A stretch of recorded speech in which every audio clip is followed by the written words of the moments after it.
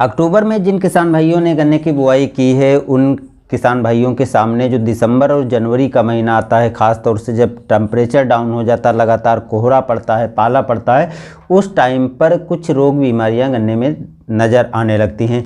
अब इस टाइम पर जो रोग बीमारियां गन्ने में नज़र आती हैं उसकी रोकथाम हमें समय पर करना ज़रूरी होता है। बहुत से किसान भाई क्या है, अक्टूबर महीने में जो गन्ने की बुआई करते हैं वो इस टाइम पर जो रोग बीमारियां आती हैं इस पर ध्यान नहीं देते हैं। वो सोचते हैं कि ठंडक अधिक पड़ने के कारण कुछ ऐसी समस्याएँ आई हैं और उसकी रोकथाम नहीं करते हैं, और अगर वो इसकी रोकथाम नहीं करते हैं तो बाद में काफ़ी समस्याएँ होती हैं, उत्पादन आदि सीधे सीधे प्रभावित होता है। तो जिन किसान भाइयों ने अक्टूबर महीने में गन्ने की बुआई की है, विधि आपने कोई भी अपनाई हो, उसके साथ साथ सहफसली तो आप करते हैं। अब सहफसली जब कर रहे हैं तो एक चीज़ कॉमन है कि अगर आपने सरसों लगाई है, चना लगा रखे हैं या दूसरी कोई भी फसल आप गन्ने के साथ में कर रहे हैं तो उस खेत में दूसरी फसल में तो रोग लगते ही लगते हैं, साथ में गन्ने में भी रोग कुछ इस तरह से दिखाई पड़ते हैं, यानी पत्तियां जो हैं कुछ आपको इस तरह से झुलसी हुई दिखाई पड़ने लगती हैं। तो इसका सीधे सीधे कारण रहता है कि आपके गन्ने में फफूंद जनित बीमारी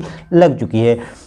इसका मेन जो कारण होता है कि इस टाइम पर जब दिसंबर महीना या जनवरी महीना आता है, यानी अधिक टेम्परेचर डाउन होना, लगातार कोहरा पड़ना और दिन भर पौधे का भीगा रहना, तो इस टाइम पर मौसम जो है फफूंद के प्रति अनुकूल हो जाता है और फफूंद फैलने के चांस का भी अधिक बढ़ जाते हैं।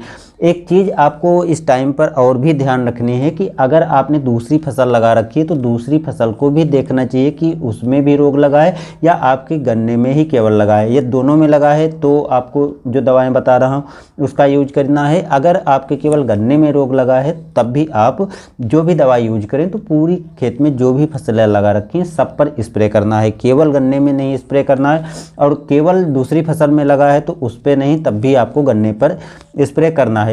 हाँ, वो बात अलग की है अगर आपने केवल गन्ना लगा रखा है यानी सहफसली खेती नहीं कर रहे हैं और गन्ने में रोग दिखाई पड़ता है, तब आपको जो डोज बता रहा हूँ उस अनुसार डालना है। पत्तियां आपको कुछ इस तरह से नज़र आएंगी और झुलसी हुई नज़र आएंगी। तो इस टाइम पर अगर आप दवाओं को यूज नहीं करेंगे तो सबसे बड़ी समस्या है कि पौधे में पत्तियां जो है झुलस जाएंगी, फफूंद लगने के कारण पौधा खराब हो जाएगा और उसका विकास पूरी तरह से ठप हो जाएगा, जिससे सीधे सीधे उत्पादन कम हो जाएगा। तो नॉर्मल से दोस्तों काम करना है। एक तो आपको इस टाइम पर सिंचाई कर देनी है, यानी पर्याप्त नमी खेत में बनाए रखना है, जिससे जो है अधिक ठंड का, कोहरे का, पाले का असर आपके खेत में जो फसलें लगी हैं उस पर कम से कम हो। दूसरी चीज़, इसके साथ साथ आप जो दूसरी फसलें लगा रखी हैं, साथ में गन्ना लगा रखा है, तो इसमें फफूंद नाशक का आप ज़रूर यूज करिए। और फफूंद नाशक आपको बहुत महंगी कोई डालने की ज़रूरत नहीं है। मैंकोजेब कार्बेंडाजिम वाला जो फार्मूला है, यानी कार्बेंडाजिम 12%, मैंकोजेब 63%, बस इसका आप को जो है प्रति एकड़ 500 ग्राम मात्रा लेकर के और 200 लीटर पानी में घोल तैयार करके स्प्रे कर देना है। चाहे आप अकेली गन्ने की खेती कर रहे हो या सहफसली कर रहे हो, आपको पूरे खेत में एक तरफ से स्प्रे कर देना है और 10 दिन के बाद आपको दोबारा फिर से यही स्प्रे रिपीट कर देना है। फिर देखेंगे कि जो फफूंद जनित बीमारी आपके गन्ने में लगी है, इस तरह से पत्तियां झुलसी हुई हैं, वो आसानी से उस पर कंट्रोल हो जाएगा। इसके साथ साथ जो दूसरी फसलें आप लगा रखे हैं, चाहे सरसों हो, चाहे चना हो, चाहे मसूर हो, कोई भी फसल हो, वो भी आसानी से फफूंद जनित रोगों से लगने से बच जाएगी और आप सहफसली या केवल गन्ने की खेती जो भी कर रहे हो,